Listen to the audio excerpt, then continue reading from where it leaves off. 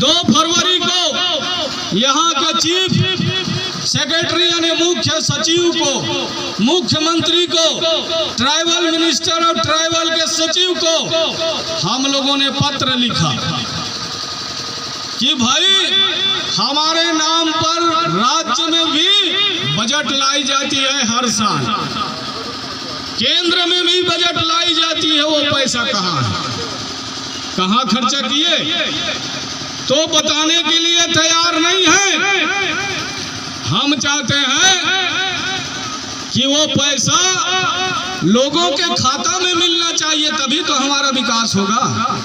कि आप सड़क बना दोगे, सड़क के लिए पीडब्ल्यूडी बना हुआ है, गांव में सड़क बनाने के लिए त्रिस्तरीय पंचायत राज का व्यवस्था है, आरएस की व्यवस्था है कि नहीं है, और अलग अलग विकास यानी आपने अलग अलग और योजना बना के रखा है क्षेत्र के विकास के लिए। स्कूल बनाने के लिए स्कूल शिक्षा विभाग का वहाँ अलग बजट होता है, उससे स्कूल बनता है। स्वास्थ्य यानी अस्पताल बनाने के लिए उसका स्वास्थ्य विभाग से और वित्त विभाग से अलग से बजट पेश करते हो, तो हमारा पैसा इन जगहों में कहां आपने पैसा लगाया, तो ये तो गलत है ना। संविधान में कहा गया है कि ये पैसा उनके खाते में डायरेक्ट दिया जाए, अगर पैसा नहीं देते हो तो उसको सरकार को ब्याज देना पड़ेगा, बोले से नहीं होगा। और यहाँ भी हमने उसको अभी हिसाब लगाया, कुछ दिनों का हिसाब लगाया, तो 25-25 लाख एक व्यक्ति के खाता में वो पैसा आ सकता है जो सरकार के खाता में जमा है। अब ये दे नहीं रहे हैं, हमने सरकार को पत्र लिखा है। अब चुनाव के बाद हम कोर्ट जाएंगे सरकार की, अगर जिता देते हैं, गोंडवाना की सरकार बनेगी, तो बनते ही हम आपको खाता में पैसा ट्रांसफर करेंगे। वो कैसा, बगल में तेलंगाना राज्य है, तो मैं पूछने गया था वहाँ की सरकार ST/SC सब प्लान का प्रथम किस्त में इन साल से 10-10 लाख रुपया हर के खाता में वहाँ दे रहा है बगल में। जब मैं उनसे पूछा तो बोले हम लोगों ने अपने प्रदेश में ST/SC सब प्लान का जो कानून है उसको लागू किया है, और प्रथम किस्त में 10-10 लाख रुपए जो लोग मजदूरी करते थे, जो दूसरे की दुकान में काम करते थे, हमने उसको मालिक बना दिया। ये बात वहाँ की सरकार कर रही है। अब बगल के पड़ोस में जहाँ हम रहते हैं, यहाँ का सरकार उसको खुद खाने का काम कर रहा है कि नहीं कर रहा है, बताइए। तो अगर आपको ये पैसा चाहिए तो या तो सड़क में आंदोलन करना पड़ेगा, या तो सदन में जाकर के लड़ाई लड़ना पड़ेगा, तभी ये पैसा मिलेगा साथियों। तो ये लेना चाहते हैं क्या आप लोग? नहीं लेना चाहते हैं? अरे अभी तो यार 2-2 हजार 2500 बेरोजगारी भत्ता के लिए लाइन लगे थे बच्चे लोग, और आपको 25 लाख रुपया मिलने वाला है, तो आप नहीं लेना चाहते, इसीलिए सरकार नहीं देना चाह रहा है। लेना चाहते कि नहीं लेना चाहते, जरा बताओ तो। लेना चाहते हैं। अरे भाई, सुप्रीम कोर्ट के हमारा वकील है महमूद प्राचा जी, ये बात को उसी ने हमको बताया, और हमने कहा ड्राफ्टिंग आप ही बनाइए, हाई कोर्ट आपको ही लड़ना है और सुप्रीम कोर्ट में भी आपको लड़ना है। उसने लड़ा है वहाँ, तब वहाँ की सरकार उनको पैसा दे रही है। ये लड़ाई हम लोग लड़ेंगे, इसको छोड़ने वाले नहीं है। हम बघेल को नहीं छोड़ने वाले हैं, न नरेंद्र मोदी को नहीं छोड़ने वाले हैं। तुम जहां भी छुप जाओ, कोई भी जगह में छुप जाओ, हमारा जो समाज है ये देवबली भी समाज है कि नहीं है? वो पेन शक्ति को भी मानने वाला है, ये भंवर पाठ को भी अपने बस में कर लेता है, और ये जब छूटता है तो भंवर पाठ की तरह छूटता है ये समाज। तो सुन लो बघेल जी, हम भंवर की तरह छूटेंगे और तुमको दबोच लेंगे, और आने वाले समय में हम लोग चाहते हैं कि गोंडवाना की आप सरकार बनाने में मदद करें साथी, ताकि आपका जल जंगल जमीन, अब बताइए यहाँ पेश कर रहे थे ना, पेशा कानून लगा है। यहाँ वो कौन सा अभ्यारण्य है, उदंती है कि नहीं है? उदंती अभ्यारण्य में वहाँ के किसानों को, वहाँ जो रहे उनके घर को, उनके बाड़ी को, तमाम को तोड़ दिया गया कि नहीं तोड़ दिया? मैं समाचार पत्रों में टीकम नागवंशी जी ने पत्र भेजा था, ठीक है ना, इनके पास उसका कॉपी भी है, मेरे मोबाइल में भी कॉपी है। हमने कहा कि भाई राज्यपाल से मिलो, ये संविधान की धज्जियां उड़ा रहे हैं, इसका परिपालन कहाँ हो रहा है? तो बगैर ग्राम सभा के अनुमति से फॉरेस्ट वालों को भी जंगल में, चाहे वो अभ्यारण्य हो चाहे टाइगर रिजर्व हो, वहां पर उनकी कानून नहीं चलेगी। मैं जिस क्षेत्र में चुनाव लड़ता हूं वहां भी गुरु घासीदास राष्ट्रीय उद्यान है और टाइगर रिजर्व भी है। वहां तो कोई गांव नहीं उठा, क्योंकि हम लड़ाई लड़ रहे हैं। कुछ गांव में लोग गए, अरे वहां तो नाका नहीं बना पा रहे हैं जी, हमारे क्षेत्र में नाका नहीं बना पा रहे हैं। हमारे साथी बहुत पढ़े लिखे लोग नहीं है जंगल में, लेकिन सतत हमारे संपर्क में रहते हैं। भैया ये फॉरेस्ट का डीएफओ आया है, तो मैं कहा उसको भगाओ वहां से, उसका क्या काम है? ग्राम सभा से अनुमति लिया क्या गांव में आने का? नहीं लिया, भगाओ मैं कहा उसको। अरे गांव में आने के पहले आपको ग्राम सभा से अनुमति लेना पड़ेगा। टीआई साहब को भी पेशा कानून लागू है, गांव में घुसने के पहले उसको भी परमिशन लेना पड़ेगा। किसके घर जा रहा है वो ये बताना पड़ेगा, क्या अपराध किया है ये बताना पड़ेगा। ये है कानून। तो कानून का परिपालन लोग नहीं कर रहे हैं साथियों, इसलिए परिपालन आपको कराना होगा, तो उसके लिए संगठन जरूरी है। जब तक संगठित नहीं रहोगे तो इसी तरह उदंती में लोगों को तोड़ दिए, उनके गांव से बाहर कर दिए, और फिर आपका घर तोड़ा जाएगा बारी बारी से, धीरे धीरे लोगों को। इसलिए संगठित रहो। हम लोग क्या सोचते हैं, अरे यार उमर काम का घर टूट रहा है, मेरे क्या मतलब है?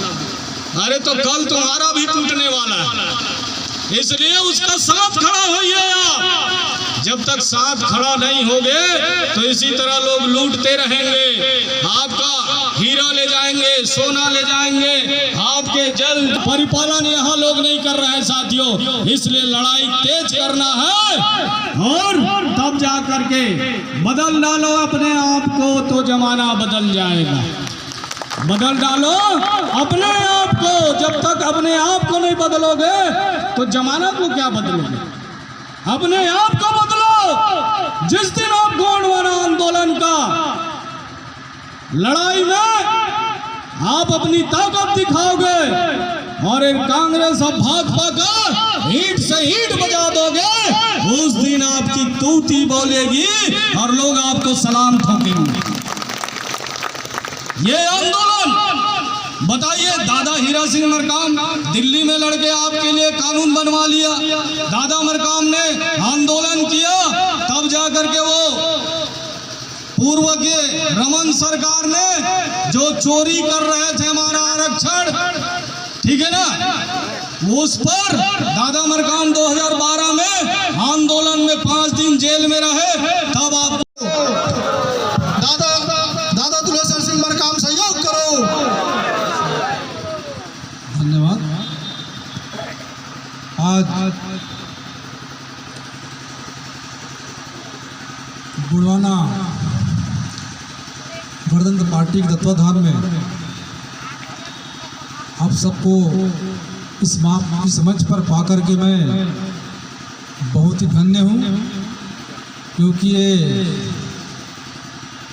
हमारे पूज्य पिताजी और रत्नों के रत्न गुणवाना रत्न महामानव दादा हीरा सिंह मरकाम जी की कर्मभूमि पर आप सबके चरणों को दर्शन करने को प्राप्त हुआ। मैं बहुत बहुत आप सबका आभारी हूँ। गुणवाना गणतंत्र पार्टी, गुणवाना गणतंत्र पार्टी जिंदाबाद। बना के रहेंगे, चला के रहेंगे, लेके रहेंगे, लेके रहेंगे। दादा मरकाम ना जोश ये ऊर्जा निरंतर बनी रहे, आगे बढ़ती रहे। बनेगी ना? हाँ बनेंगे। तो साथियों, आज इस गरियाबंद के पावन धरा पर सबसे पहले यहाँ की पेन शक्तियों, इस क्षेत्र की महापुरुषों, वीरांगनाओं, महाराजाओं को मेरा सत सत नमन और पेन दादा मरकाम जी के चरणों को सेवा जोहार करते हुए मंच पर विराजमान गुणवान पार्टी के राष्ट्रीय महासचिव सम्माननीय श्याम सिंह मरकाम जी, सम्माननीय हेमलाल मरकाम जी, प्रदेश के जो लीडर हैं हमारे अजय चकोले जी, युवा मोर्चा के लीडर हैं प्रदेश अध्यक्ष प्रभु जगत जी, संभाग के हमारे पदाधिकारी हैं फरीद जी, और मंच पर विराजमान आज इस कार्यक्रम की अध्यक्षता कर रहे टीकम नागवंशी जी, टीकम नागवंशी जी मंच पर विराजमान हैं। ये महासमुंद से चलकर आए हैं, उनका नाम है टीकम जी, और इस गरियाबंद जिले के प्रतिनिधित्व कर रहे हैं गुणवाना गणतंत्र पार्टी के समाज की हमारे लोकेश्वरी नीताम जी, महेंद्र चाम जी, और मंच पर विराजमान महासमुंद से चलकर आए डेजी रानी जी एवं उसके साथीगण, मंच के सामने बैठे गुणवाना गणतंत्र पार्टी के समस्त पदाधिकारी, स्टूडेंट यूनियन के समस्त पदाधिकारी, युवा मोर्चा के समस्त पदाधिकारी, साथ ही साथ समाज के समस्त पदाधिकारी, इस गुणवाना भूभाग के गायता, भूमिका, पंडा, पुजारी, बुद्धिजीवी समस्त साथियों को मेरा सादर सेवा जोहार, हृदय से आभार। साथियों, जिस तरीके से मैं अपने उद्बोधन से पहले ही आपको मेरा नमन सेवा जोहार अर्पित, इसके साथ ही साथ आज गुणवाना गणतंत्र पार्टी के समस्त पार्टी के सहित समस्त सभी आप सबको इस मंच पर पाकर के मैं बहुत ही अभिभूत हूँ। आपने पूरे तन मन धन से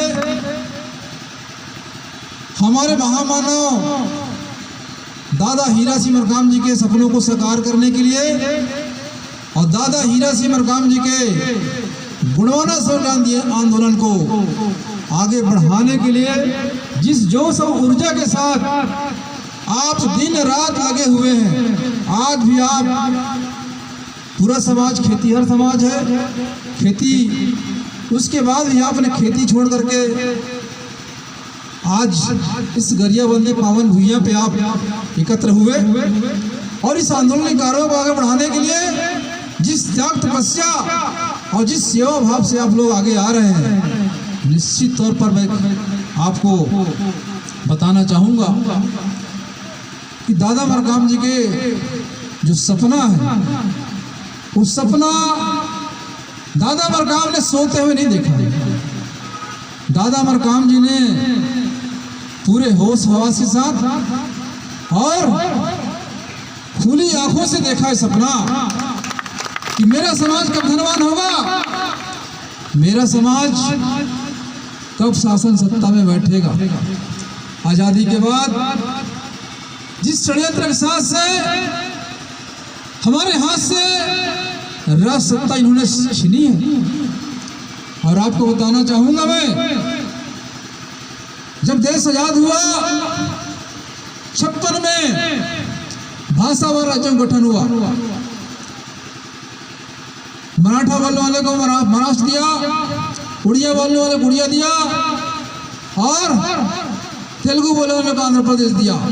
इस तरीके से तमाम देश पर तमाम भाषा वालों को राजपाट दिया, परंतु इतने बड़े समाज जिसका आज़ादी के सब बाद भी गुणवाना का 258 रियासत था, इतने बड़े रियासत वालों को एक उनके नाम से राज्य भी नहीं दिया गया।